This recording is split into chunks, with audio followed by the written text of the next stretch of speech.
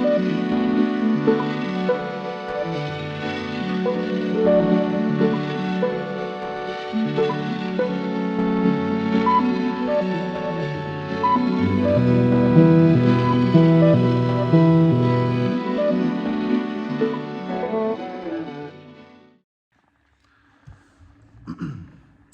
morning, we continue in this series called Divine Interruptions, God's sovereignty in our lives. You know, how interruptions that come from day to day, how best to look at them as maybe a moment to reflect on God's goodness or maybe an opportunity that God is maybe opening up for us.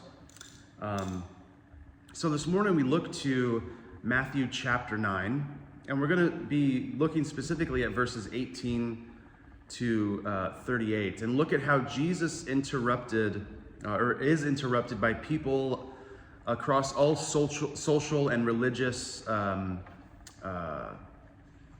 hierarchies or religious social standings within society. And he makes time for hurting and responds to their faith as they come before him. And so this morning we look at this, and Jesus, we're going a little bit before Matthew chapter 9. And so Jesus began healing the sick and began casting out demons from everyone who was brought to him. This is all happening in Matthew chapter 8. Okay, all these people are coming to him who are demon possessed or sick or whatever ailment they might have. They're being brought to Jesus, and he's just healing them. He then says a very peculiar thing to one of his disciples who was present regarding the cost of following him, the cost of following Jesus. He says, "Follow me now, let the spiritually dead bury their own dead." Or he says, "Let the dead bury their own dead."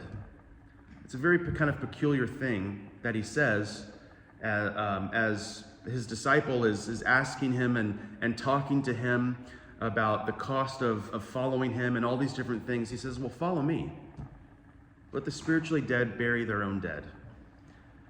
We see the importance of following Jesus, at least in this case, and for us now, is more important than maintaining relationships with, in this case, for this disciple, his family, that are not spiritually minded as a believer is, as the disciple is. He says, "Let them take care of themselves, but you follow me." There's an importance in following me right now.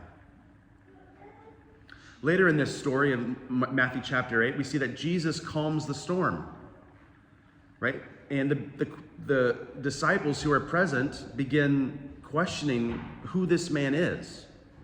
And they say, "Who is this man? Even the winds and waves obey him." Now, when Jesus arrives on the other side of this lake, Jesus heals a further 2 men who, as the scripture says, were possessed by demons. And after being healed from this, the herdsmen who were around and witnessed what had happened ran to a nearby town, just telling everyone what they saw, what they experienced.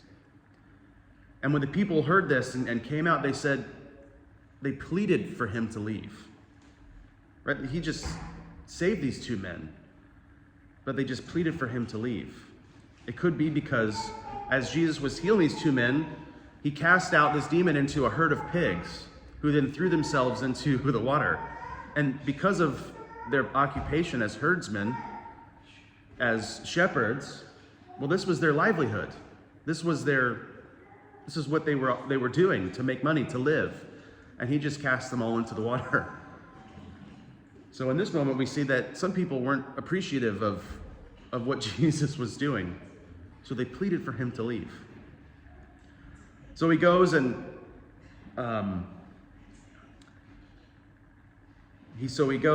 what we find now is Matthew chapter 9. And so we're going down to verse 18. Some things that have happened. Jesus heals a paralyzed man early in the chapter. He calls Matthew to be his disciple and even has a discussion about fasting. He has this discussion with the disciples of John the Baptist. Because they come to him and say, why don't your disciples fast? And so Jesus has this discussion, and all these things happen that lead up to Jesus healing individuals as a response to the faith that they have. So, Matthew chapter 9, verse 18 to 38, it says, as Jesus was saying this, the leader of a synagogue came and knelt before him. My daughter has just died, he said, but you can bring her back to life again if you just come and lay your hand on her. So Jesus and his disciples got up and went with him. Just then a woman who had suffered for 12 years with constant bleeding came up behind him. She touched the fringe of his robe, for she thought, if I can just touch his robe, I will be healed. Jesus turned around, and when he saw her, he said, daughter, be encouraged. Your faith has made you well. And the woman was healed at that moment. When Jesus arrived at the official's home, he saw the noisy crowd and heard the funeral music. Get out, he told them. The girl isn't dead. She's only asleep. But the crowd laughed at him. After the crowd was put outside, however, Jesus went in and took the girl by the hand, and she stood up. The report of this miracle swept through the entire countryside. Verse 27. After Jesus left the girl's home, 2 blind men following along behind him, shouting, Son of David, have mercy on us. They went right into the house where he was staying, and Jesus asked them, do you believe I can make you see? Yes, Lord, they told him, we do. Then he touched their eyes and said, because of your faith, it will happen. Then their eyes were opened and they could see. Jesus sternly warned them, don't tell anyone about this. But instead, they went out and spread his fame all over the region. When they left, a demon-possessed man who couldn't speak was brought to Jesus. So Jesus cast out the demon, and then the man began to speak. The crowds were amazed. Nothing like this has ever happened in Israel, they exclaimed. But the Pharisees said he can cast out demons because he is empowered by the prince of demons. Verse 35. Jesus traveled through all the towns and villages of that area, teaching in the synagogues and announcing the good news about the kingdom, and he healed every kind of disease and illness. When he saw the crowds, he had compassion on them because they were confused and helpless, like sheep without a shepherd. He said to his disciples, the harvest is great, but the workers are few. So pray to the Lord who is in charge of the harvest. Ask him to send more workers into his fields.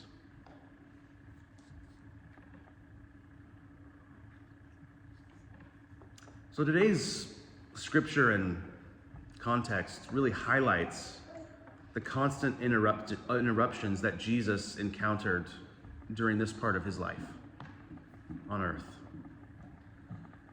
And while we're looking at the second half of this chapter, these rapid fire stories of people continually going to Jesus, like I said, began in chapter 8. Just one after another of these people coming to Jesus to be healed, to find restoration. Jesus is interrupted by a highly esteemed ruler of the synagogue. Mark's account of this tells us his name is Jairus, or Yairus. It says that he humbly kneels before Jesus and asks for his help. His daughter has died, but he believes that Jesus will help. She will live, he says.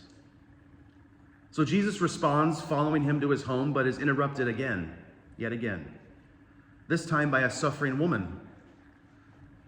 This woman in particular is considered unclean due to her bleeding and doesn't want to make a scene, right? She doesn't want to make a scene. She just wants to touch his clothing covertly so no one else will know. If I can just touch the fringe of his garment, that's all she needs.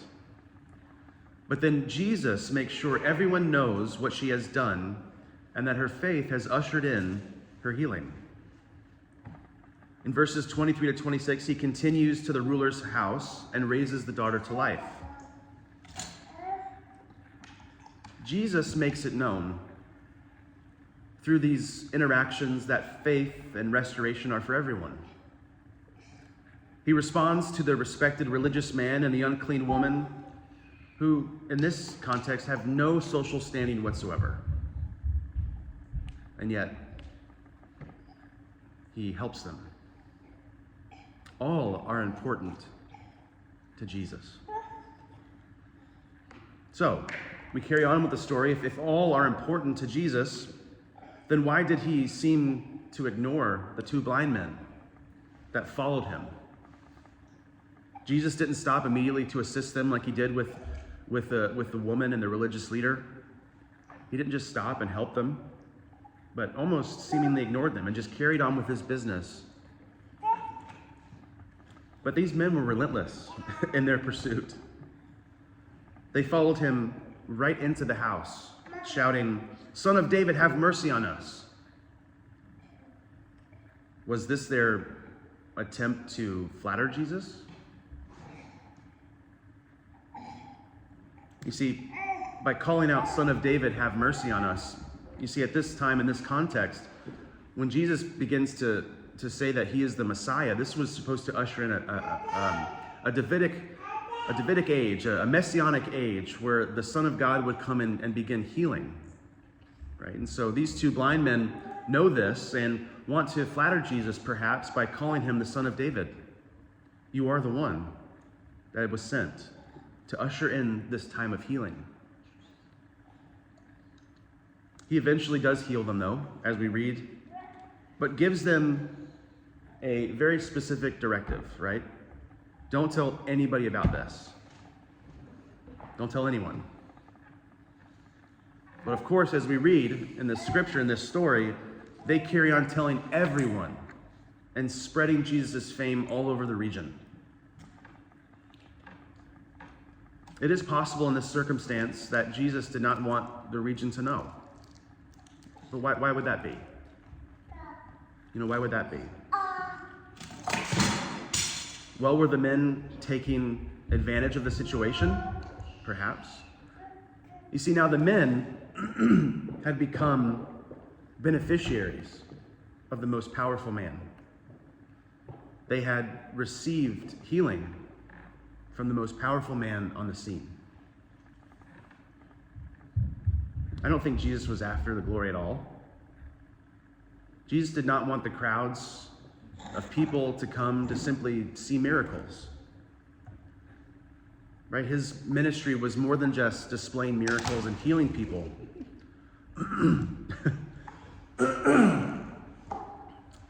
It was more than just miracles, but it was a heart issue. Right? It was a soul issue. It was a faith issue. And so like Jesus, we are surrounded by the hurting. Now, we are unlikely to have been sent out to perform miracles after miracles. I think I'd be very good at that. Thankfully, that isn't the expectation most people have of us anyway.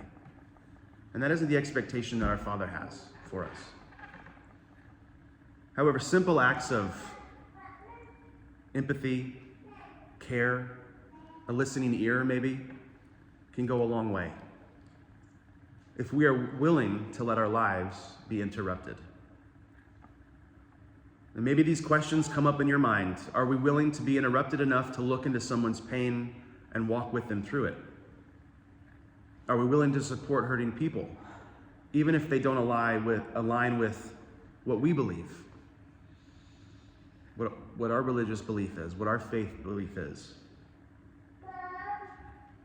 If Jesus had no prerequisite, no standard for people to come to him, why should we? Matt came and wanted to have a chat. I could have easily said, well, I'm busy, I can't really do that. And I'm not saying what I did was a wonderful thing, but it's allowing, and I have things to do, right? We had this long charity commission application to be submitted by the end of last week. that I needed to get finished. I've been working on it all week. It was like 32 pages. And, I could have easily just dismissed, but I chose to just be a listening ear for several hours. And I think that can go a long way in all this, right? So Jesus doesn't have this standard for people to really come before him. So why should we, right, as believers? Now, the interesting thing is we won't always know how to respond to those interruptions, right? We won't always know how to respond. Sometimes they just happen like that and they come up. There's interruptions all the time, especially the ones that are incredibly hard. Those interruptions. But hopefully, through all this and through the next couple weeks, we can, and as we begin focusing on those interruptions that Jesus went through in his ministry and how there was no standard, hopefully that we can begin to accept those interruptions more often as maybe divine moments where God is trying to be with us and minister to us and show us something. Well, at least we can hopefully strive towards that, to be more aware of those interruptions. We must allow at least a little bit of margin for connection and care for one another, and ourselves. So Dietrich Bonhoeffer, around World War II, was a Lutheran theologian, who wrote a bunch of books on, a bunch of theology, many of them from prison cell, and wrote a book called The Cost of Discipleship, what it actually means to follow Jesus and all that. But he wrote this in this book called Life Together. And he writes this: we must be ready to allow ourselves to be interrupted by God. God will be constantly crossing our paths and canceling our plans by sending us people with claims and petitions. We may pass them by, preoccupied with our more important tasks. It is a strange fact that Christians and even ministers frequently consider their work so important and urgent that they will allow nothing to disturb them. They think that they are doing God a service in this. But actually, they are disdaining God's crooked yet straight path. Living a life submitted to Jesus means seeing God's plans as infinitely more important than our own. Jesus focuses on the people, and we would do well to put people, especially the hurting, before project or even our own productivity in our own lives. But the key is it's not always easy to see or to respond when those interruptions arise. So in these moments, let's focus on looking at how Jesus was interrupted and how even when he was on a specific task to do something, he took time to draw alongside those who were hurting, those who were in pain, and began to relieve them. And so if Jesus did that, hopefully we can too in this life of faith in God. And so just a couple questions for us to consider this morning. I know we don't have a whole lot of time, but what would it have been like to have people just constantly bombarding you with your help all the time, always asking you for help all the time? Maybe you have experienced that at some point in your life, where people are constantly kind of bombarding you with that. Do you think, so the second part of that question is, do you think Jesus expects us to respond to every need when we become aware of it?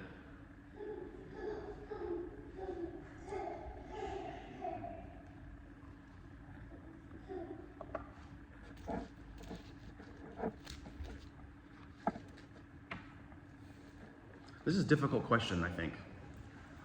at least for me, because, you know, as a pastor or as a minister, you know, oftentimes you feel like, well, this is my job. Like, this is what I'm supposed to do. I'm supposed to meet the needs of all the people who come and ask. And I often, over the years, have like come in conflict with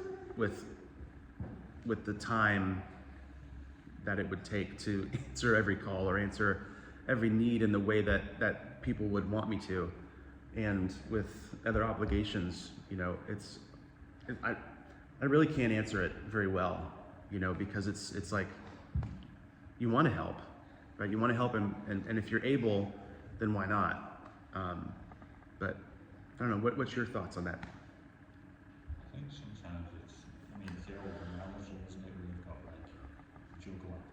I can just about juggle with two, maybe three.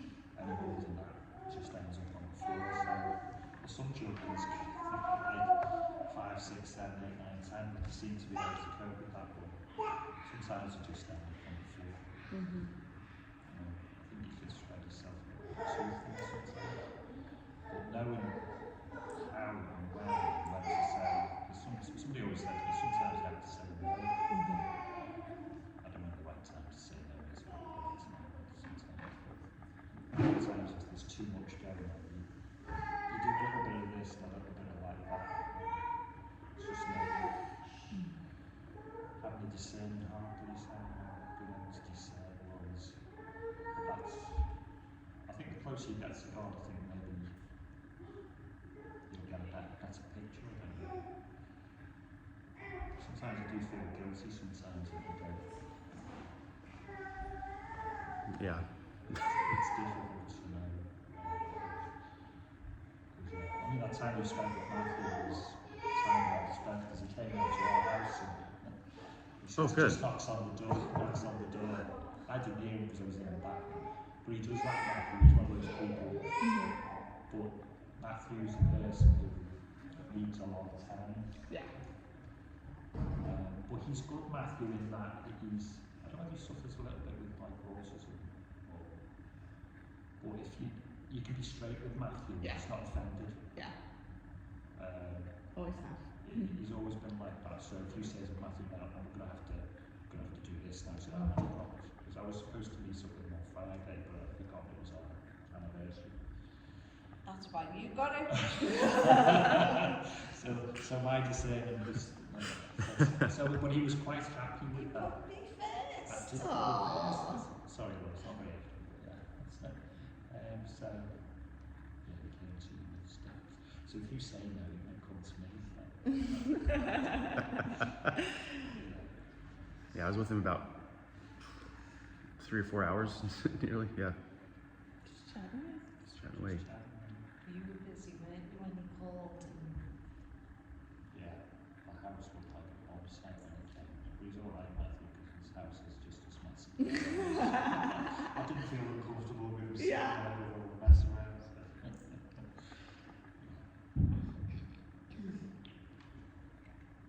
I think it's a both and message, right? So there has to be some discernment, but then in that, if we have the mindset of thinking about this story, thinking about Jesus constantly being interrupted, thinking about, well, he took time, we can weigh out our decision and it not just be a, no, I'm busy, or I have to do it for everyone. It can be somewhere in between.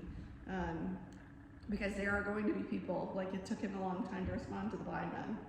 They had to literally chase him. So, you know, there is this in between.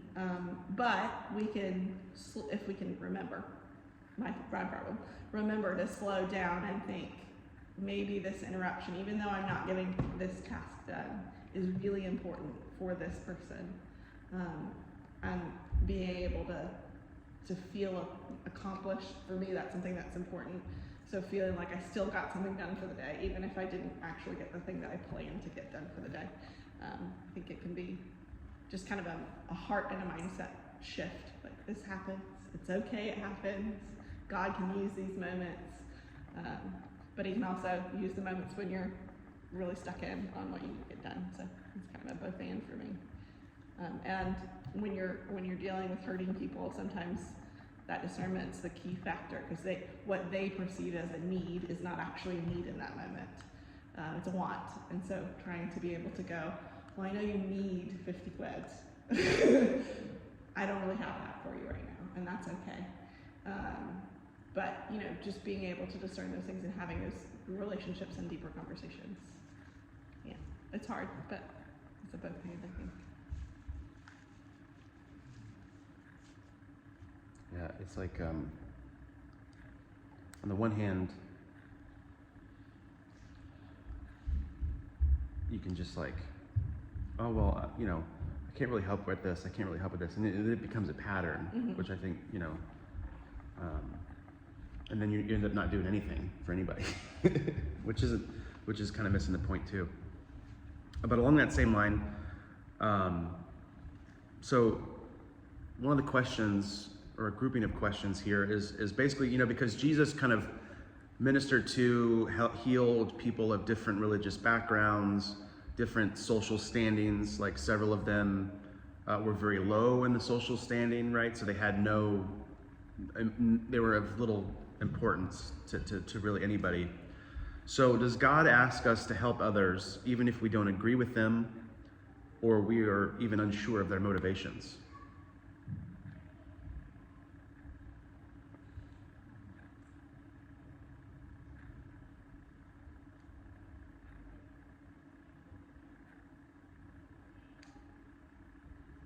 It's easy to love somebody when you get the love back. But when you love somebody, even with their difficulties or their mannerisms, it's harder to love that person. But God calls us to minister to those just as much as those who are more pleasant. If that's the word you want to say. Yeah. It's very easy to turn away those who are more hard-working, but God calls us to minister to those sorts of people. At times people have more barriers. You find it hard to let people in, but that's only over time that you can break those barriers.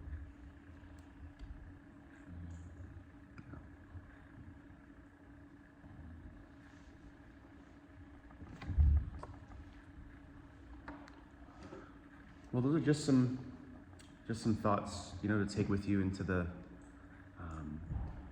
week until we see each other again.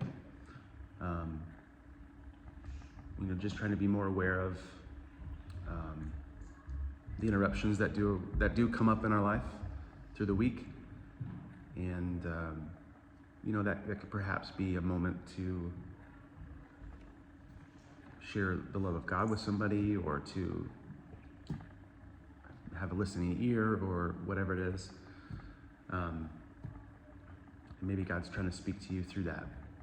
To just, becoming more aware of those, what we're calling divine interruptions.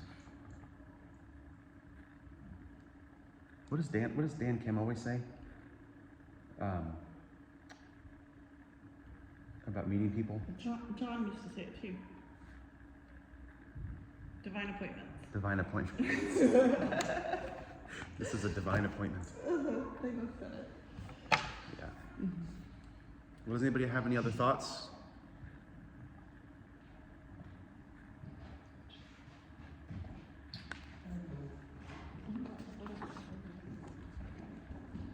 Kim's stressed about it. What is it? Kim's stressed about all the kids going. She doesn't need to be.